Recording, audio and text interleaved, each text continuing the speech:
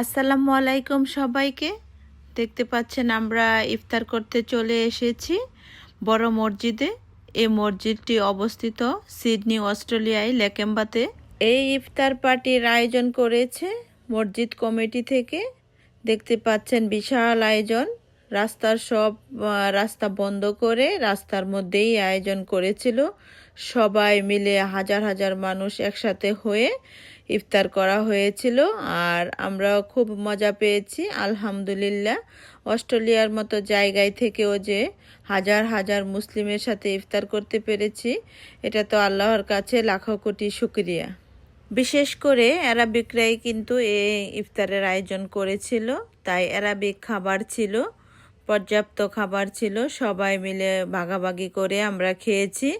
আমাদের কাছে অনেক মজা লেগেছে আলহামদুলিল্লাহ। আসলে আমরা যেহেতু বাংলাদেশি মানুষ, এশিয়া কান্ট্রির লোকজন কিন্তু বেশিরভাগই লোকজন অনেক বেশি পছন্দ করে। দেখতে পাচ্ছেন হাজার হাজার মানুষ দেখে কিন্তু মনটা আনন্দে ভরে গিয়েছিল, অনেক ভালো লাগছিল।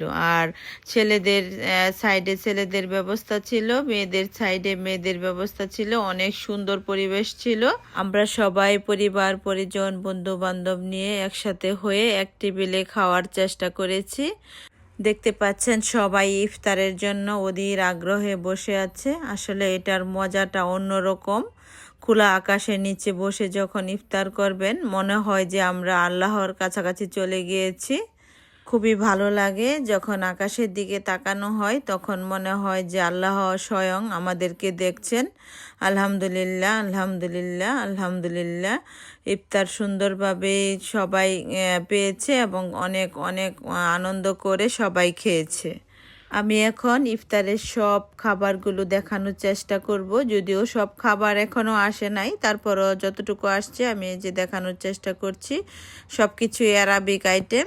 দেখতে পাচ্ছেন এখানে অনেক রকমের খাবার আছে, আরও খাবার আসতেছে। আমরা যারা প্রবাসে থাকি, আমাদের বাচ্চাদেরকেও শেখানো দরকার আছে। মুসলিম হিসাবে ইফতার যে আমরা ভাগাভাগি করে খাই, এগুলোই আসলে বাচ্চাদেরকে শিক্ষা দেওয়া হয় এই প্রোগ্রামগুলোর মাধ্যমে।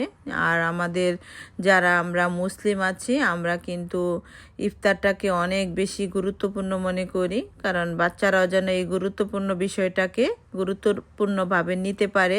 এই জন্য এইসব অনুষ্ঠানে এসে বাচ্চাদেরকে শেখানোর চেষ্টা করি। দেখতে পাচ্ছেন খাবারের আইটেমগুলো খুবই মজাদার ছিল খাবারগুলো।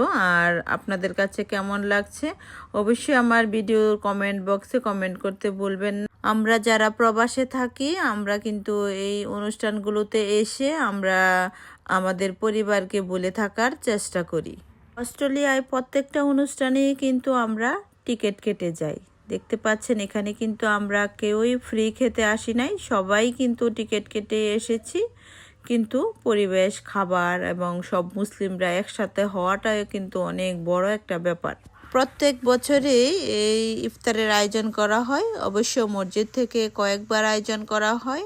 শুধু ফেসবুকে আপনারা চোখ রাখবেন এবং দেখবেন ডেটগুলো কখন পড়ে, সে অনুযায়ী সবাই অনুষ্ঠানে চলে আসবেন এবং টিকিট কাটার প্রয়োজন হলে টিকিট কেটে চলে আসবেন।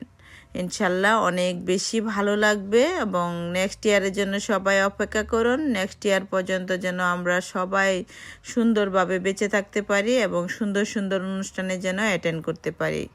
আমরা সবাই মিলে একসাথে খাবার এনজয় করে খাচ্ছি, অনেক বেশি ভালো লাগছে, কারণ সবাই একসাথে যে কোনো খাবার খেলেই কিন্তু অনেক বেশি ভালো লাগে। দেখতে পাচ্ছেন সবাই তো এখন খাবার নিয়ে ব্যস্ত।